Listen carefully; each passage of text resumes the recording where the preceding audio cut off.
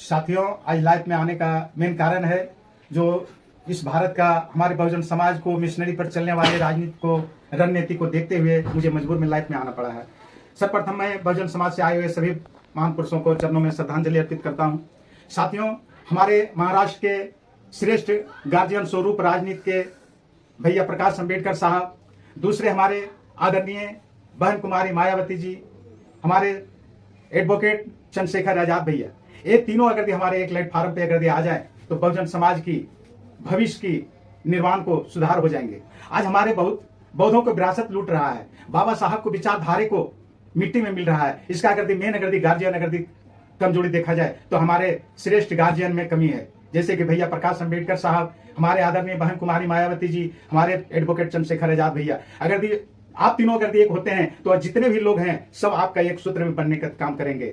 साथियों, कुछ राज्य में चुनाव आए हैं, चुनाव हुआ है विधानसभा का, उसमें तो देख चुके हैं। हमारे बहन जी भी बोले हमें पूरे सीट पे चुनाव लड़ूंगा, हमारे चंद्रशेखर भैया भी बोले मैं भी इतना सीट पर चुनाव लड़ूंगा। उसका नतीजा क्या आया? मैं हाथ जोड़ करके आप लोगों को कहते हैं जी कि 2 स्टेट में चुनाव बाकी है, एक बिहार में विधानसभा का चुनाव 2025 में और 2027 में यूपी में विधानसभा की चुनाव बाकी है। इन दोनों चुनाव में मैं सर्वप्रथम हाथ जोड़ करके मैं भैया प्रकाश अम्बेडकर साहब को कहता हूं और हमारे आदरणीय बहन कुमारी मायावती जी को कहता हूं और चंद्रशेखर आजाद भैया को जी कि आप तीनों एक होइए और हमारे प्रकाश अम्बेडकर साहब, आप हमारे बाबा साहब को वंशज के आप गार्जियन स्वरूप हैं, आप इन तीनों को एक करने का अतः प्रयास कीजिए, तभी हमारे बौद्धों के विरासत भी बचेंगे और बहुजन समाज का लोगों को भी कल्याण होंगे।